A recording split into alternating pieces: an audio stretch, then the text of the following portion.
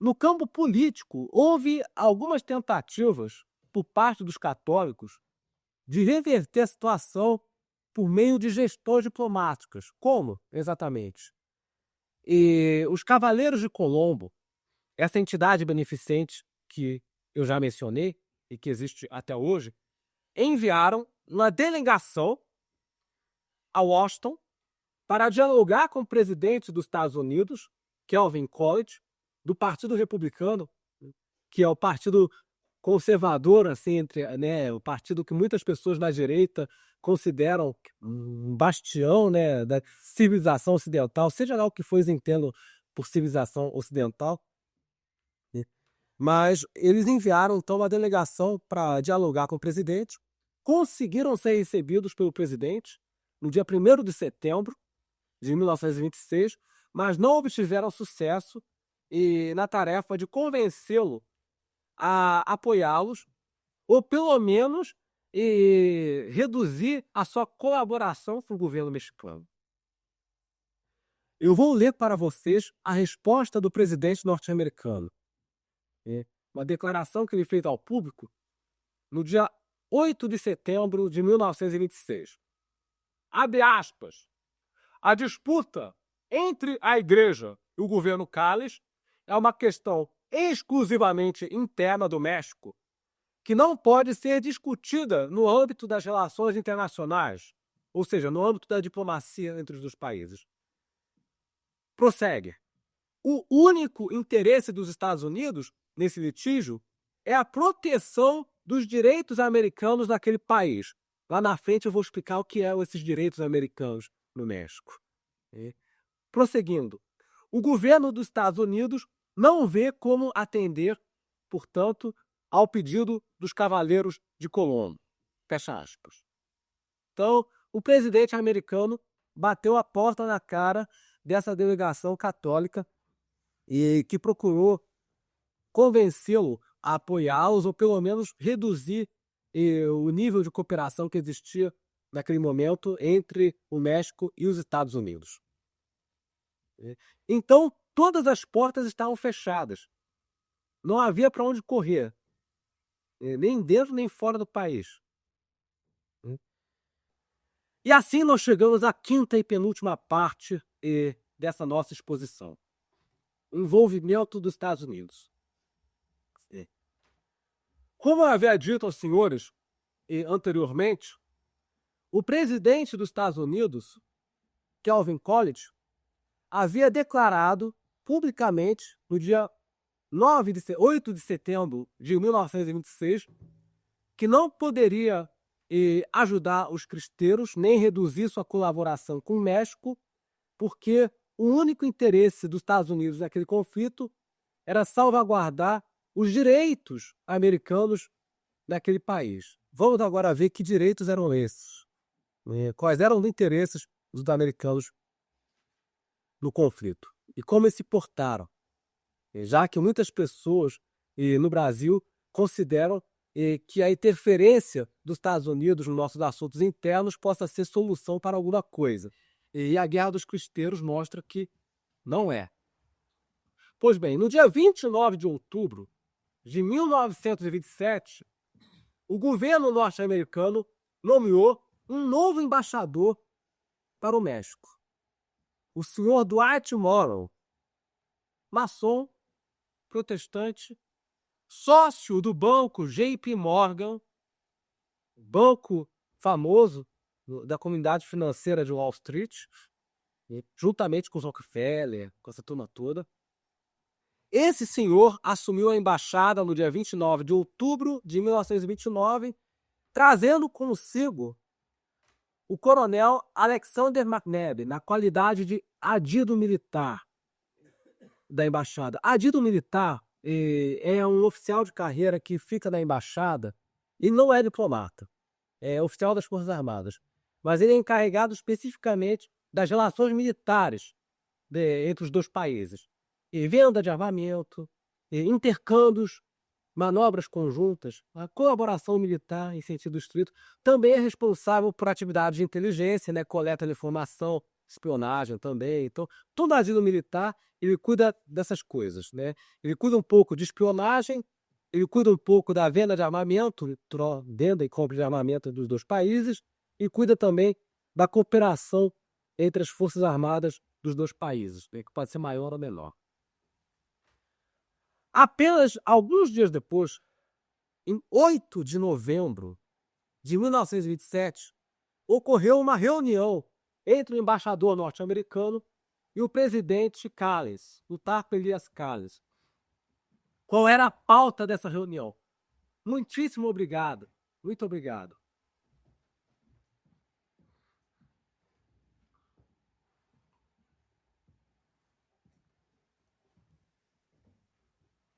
Qual era a pauta dessa reunião entre o embaixador dos Estados Unidos e o presidente Calles?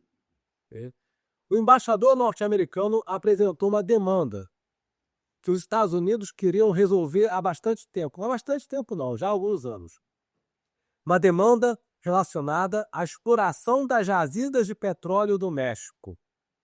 Por quê? Um pouquinho antes, em 26 de dezembro de 1925, o presidente Calles havia baixado uma lei conhecida como Lei Petroleira, que modificava o marco regulatório da exploração de petróleo no México. E essa lei foi considerada prejudicial aos interesses norte-americanos. Por quê? Pelo marco regulatório anterior, as petroleiras eram proprietárias das jazidas e podiam explorá-las no ritmo que julgassem melhor. Com o advento da nova lei, as petroleiras passaram a ser tão somente concessionárias e das jazidas, ou seja, não eram mais titulares da propriedade, e a exploração das jazidas seria regulada pelo governo de modo que o ritmo de extração não levasse ao esgotamento muito rápido das reservas. Então, o governo americano tinha muito interesse em ver essa lei revogada ou modificada, porque afetou os interesses da família Rockefeller e de várias petroleiras americanas presentes no país. O presidente Calles concordou com a exigência, mas impôs duas condições. E foi por isso que o chamado Acordo Morrow-Calles ficou conhecido como Acordo do Sangue por Petróleo. Quais foram as condições ditadas pelo presidente Calles?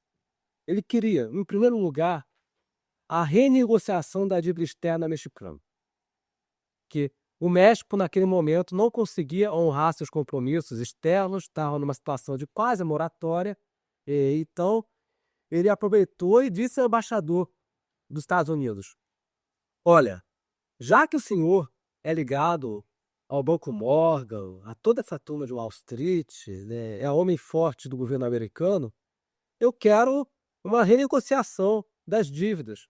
Eu quero prazos mais longos, eu quero isso, aquilo. E a segunda exigência que ele fez: eu quero que o senhor suspenda o embargo que o governo americano determinou com relação à venda de armas para o México. Por quê? Naquele momento, o governo americano não estava permitindo a venda de armas para o México em razão de uma resolução conjunta aprovada pelo Congresso norte-americano. A resolução número 124 de 31 de janeiro de 1922.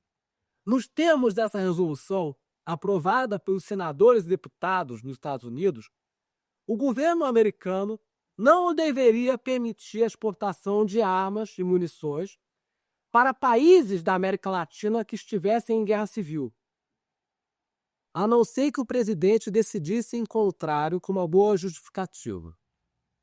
Então, por conta disso, o México não conseguia importar armas e munições para combater os cristeiros. Então, o presidente Calles botou essa exigência na mesa: eu quero o fim do embargo. Eu quero uma decisão do presidente norte-americano que autorize a venda de armas para o meu exército, porque eu preciso liquidar os católicos que estão aí conflagrando o país. E essas duas decisões, essas duas exigências foram aceitas pelo embaixador Morrow. As duas. Assim sendo, o embaixador Morrow chamou uma dupla de peritos do setor bancário norte-americano para avaliar a situação financeira do México e elaborar um plano de rescalonamento da dívida externa. E também emitiu um telegrama solicitando ao Departamento de Estado que liberasse imediatamente o pedido de armamento que o governo havia feito. E assim sendo, eu vou até dar a data, isso tudo que eu estou dizendo está registrado na correspondência diplomática do governo norte-americano, publicada na coleção Foreign Relations of United States. Para quem não sabe, o governo americano, de tempos em tempos, publica essa coleção de livros com documentos que perderam seu sigilo. Ou seja, caiu o sigilo, aí todo mundo pode ver. Então, é possível ver exatamente o que foi dito. Então, no dia 30 de dezembro de 1927, o Departamento de Estado autorizou uma remessa de equipamento militar e munição para que o Exército do México pudesse combater os católicos e tentar desempatar o jogo. E o relatório dos peritos, por sua vez, ficou pronto no dia 25 de maio de 1928.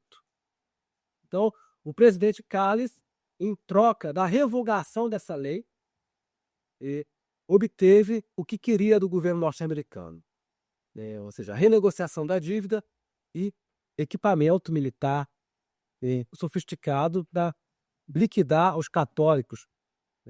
E essas negociações transcorreram, como já disse, entre outubro e novembro de 1927.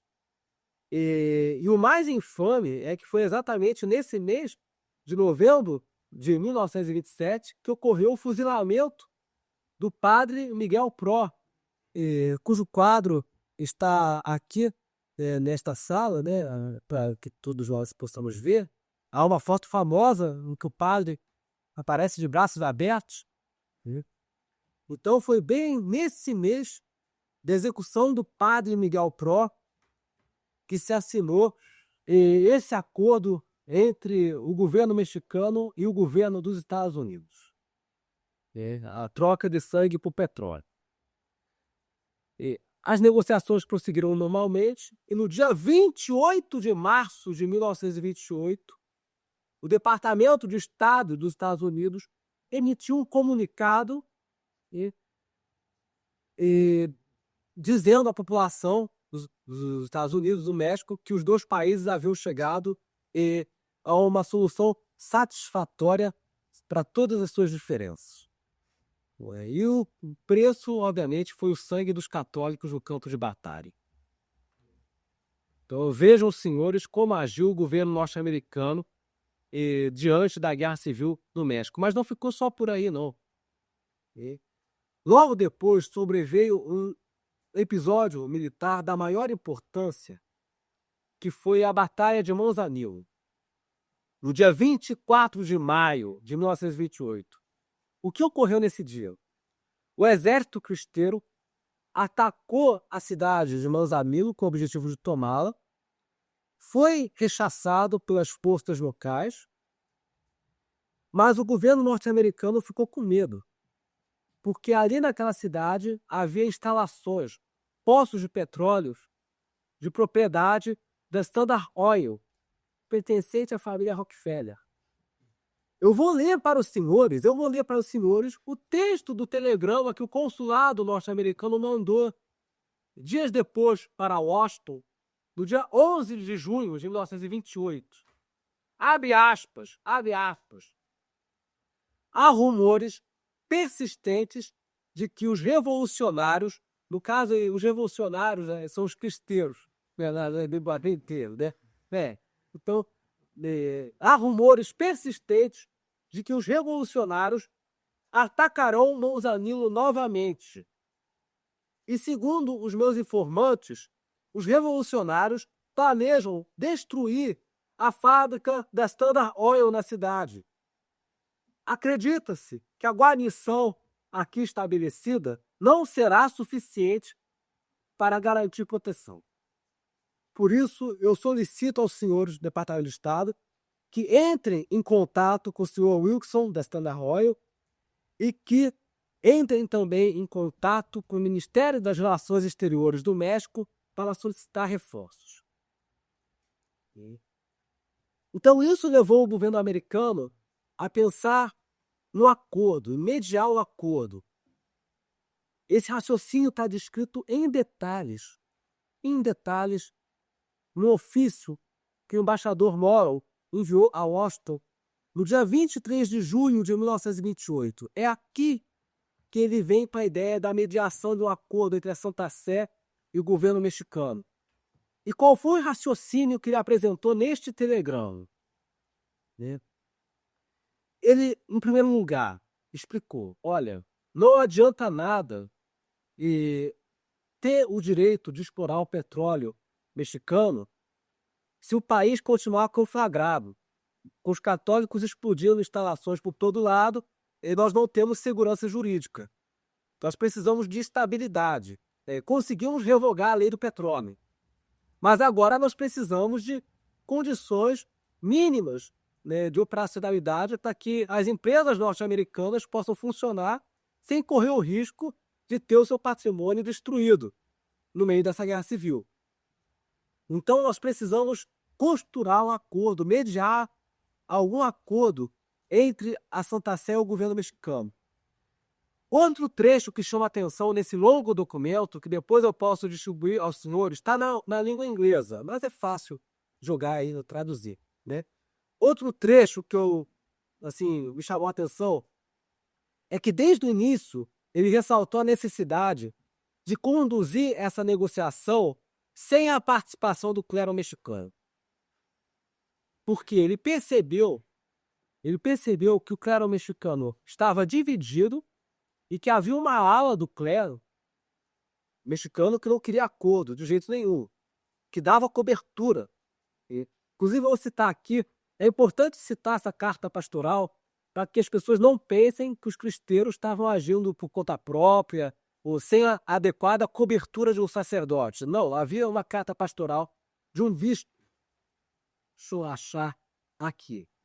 A carta pastoral emitida por Dom Francisco Orozco Jiménez, arcebispo de Guadalajara, no dia 15 de agosto de 1927. Aí com o conflito armado a pleno vapor, nessa carta pastoral ele respaldou o levante armado. Inclusive, essa carta foi emitida na clandestinidade. Ele estava na clandestinidade, escondido. Ele não podia emitir essa carta em condições normais. Então, o embaixador americano sabia que a eventual negociação de um acordo entre o governo mexicano e o Santa Sé deveria contornar, na maior medida do possível, os sacerdotes mexicanos, porque havia uma ala ali que não queria acordo de jeito nenhum. Como esse arcebispo que eu acabei de mencionar, com aquele outro bispo que eu acabei de mencionar também, uma figura muito interessante. Então aqui ele traçou essa estratégia e essa estratégia foi seguida a risco. Só para encerrar essa parte e chegar no final, notem vocês, para vocês perceberem como o governo mexicano encontrava dificuldade para romper o impasse.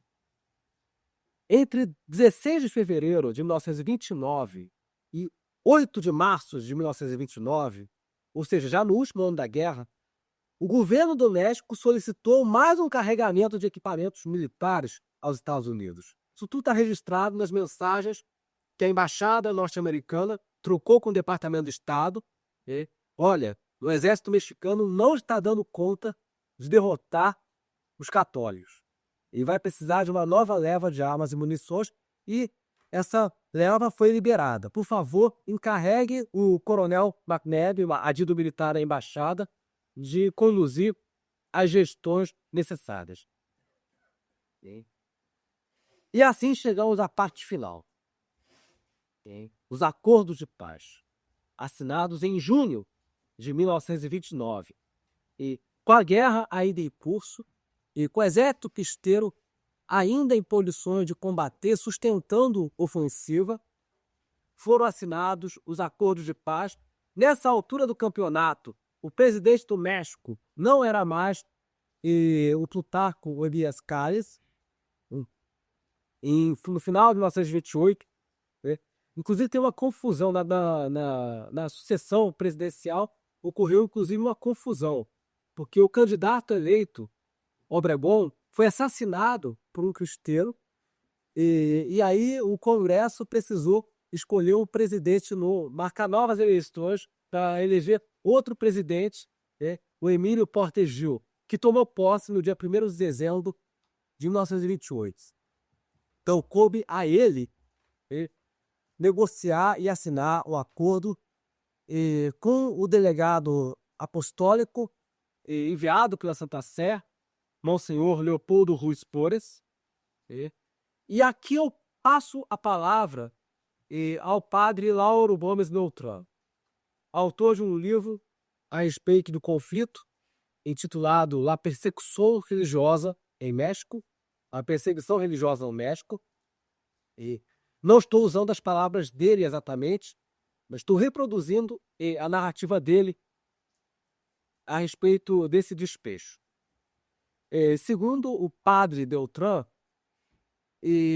a negociação e conclusão desse acordo foi marcada por determinadas falhas que comprometeram o seu resultado.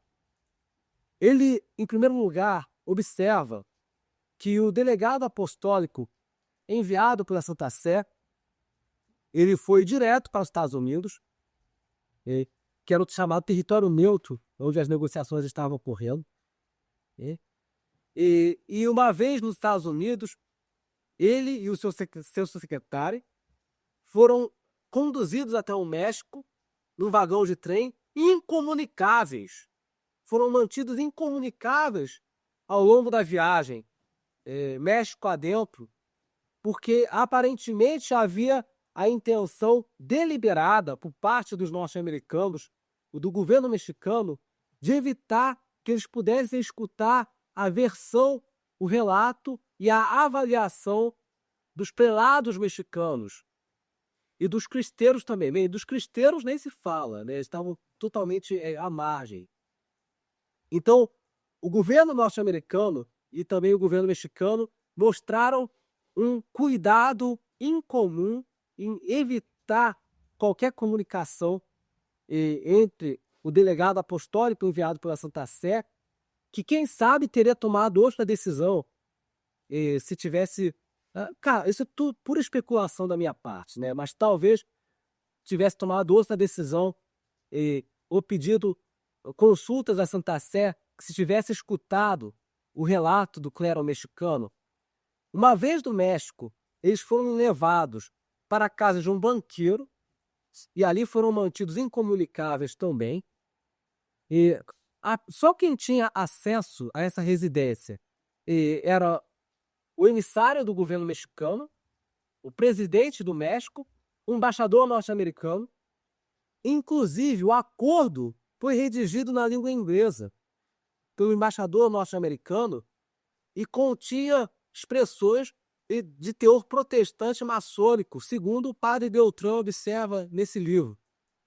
Por exemplo, o embaixador norte-americano usou uma expressão tipicamente protestante, serviços religiosos, para se referir aos sacramentos, né, a atividade de ministrar sacramentos e possessões, como se fosse um serviço, né, que a iniciativa privada presta para as pessoas. Então, houve essas falhas. Nas palavras do padre Beltrán, a casa esteve praticamente fechada para qualquer mexicano que não fosse membro do governo. Inclusive, houve uma tentativa por parte do líder do episcopado mexicano de se comunicar para o delegado apostólico para que ele não tomasse nenhuma decisão antes de ouvi-lo. Mas essa mensagem não chegou, segundo o relato do padre Beltrán. Então, houve um esforço, um empenho deliberado do embaixador americano de convencer o delegado apostólico da Santa Sé de que não seria possível obter um acordo melhor. Quem sabe, aqui é a especulação da minha parte, quem sabe, se o delegado apostólico tivesse a oportunidade de conversar com o clero mexicano, ou talvez mais ainda, de se inteirar do equilíbrio de forças no campo de batalha, né, talvez esse acordo não tivesse saído. Ou talvez tivesse outro teor, com disposições menos desfavoráveis para os interesses do catolicismo. E no final das contas, se assinou um acordo muito michuruca, com perdão da palavra, onde o presidente do México se comprometia por escrito a não demonstrar sectarismo ou parcialidade na aplicação das leis vigentes. Ou seja, as leis não foram revogadas. Tudo que eles conseguiram em troca do desarmamento dos cristeiros e do fim do conflito, tudo que eles conseguiram foi um compromisso vago, dado por escrito pelo presidente do México, de que doravante o governo seria generoso na interpretação e aplicação das leis vigentes. Então, o padre Beltrán até questiona esse builder. Será que 20 mil cristeiros morreram em combate para que nenhuma lei dessas caísse? Muito triste. O mais triste é que o governo mexicano não honrou o acordo. Porque nós sabemos que depois que os católicos depuseram suas armas, foram chacinados em grande parte. Essa conduta foi deplorada e condenada pelo Papa Pio XI numa encíclica intitulada Acerba Animis, se eu bem recordo, uma encíclica de 1932, onde ele deplora, não me lembro exatamente as palavras, mas nesse documento o Papa deplorou que o governo mexicano estivesse ignorando os compromissos que havia assumido junto à Santa Sé. Isso levou, inclusive, muitos católicos a voltar para a luta armada, na chamada Segunda Cristaiada. Eu não vou descrever aqui esse episódio que ocorreu ali entre 1931 e 1932, mas por conta dessa traição, dessa deslealdade, muitos católicos voltaram à luta armada novamente sem sucesso. Ali as condições já eram outras, né? A situação já havia se modificado. E assim se chegou ao fim do conflito, com a assinatura de um acordo na avaliação do padre Beltrán, que eu tendo a endossar, desfavorável aos interesses legítimos da Igreja Católica naquele país. E isso serve aí como lição, né, para todos nós católicos que pensamos em nos fiar na boa-fé do governo norte-americano, na boa-fé da maçonaria, por assim dizer. Não é fácil negociar com essas pessoas ou lidar com esses atores políticos. Nem por isso nós devemos dizer que foi tudo em vão, porque o ensinamento permanece. O ensinamento permanece, o exemplo subsiste para os católicos da posteridade, e eu considero, por isso, que a Guerra dos Cristeiros foi a primeira cruzada do século XX. Porque o objetivo dos seus líderes era empreender uma autêntica contra-revolução, como eu demonstrei para os senhores aqui, ao exibir o programa político, o plano, o projeto nacional que eles tinham para o país, ao contrário da Cruzada Espanhola, que foi bem sucedida e que resultou na instauração do Estado Católico, aqui no México não se teve o mesmo êxito, que, a meu ver, faltou uma coordenação e uma comunicação perfeita entre o extrato militar, o extrato político e o nível eclesiástico aqui em cima. E você tem uma desconjunção. Então isso comprometeu o sucesso do lado católico. Mas nem por isso nós devemos pensar que foi tudo em vão. O exemplo, o legado permanece.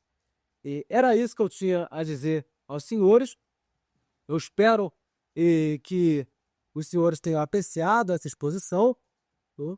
E fico à disposição de todos para eventuais perguntas. Viva Dom Miguel e viva Cristo Rei! Pois não?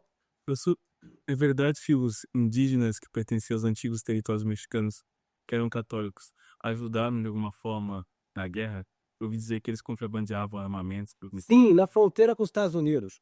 Tanto é, eu esqueci de mencionar isso, mas nesses telegramas trocados entre fevereiro de 1929 e março de 1929, há uma mensagem em que o embaixador norte-americano ele transmite o pedido do governo mexicano para patrulhar melhor a fronteira e evitar o contrabando de armas. Ou seja, estava havendo um fluxo clandestino de armas para os cristeiros, apesar do esforço para evitar que isso acontecesse, né?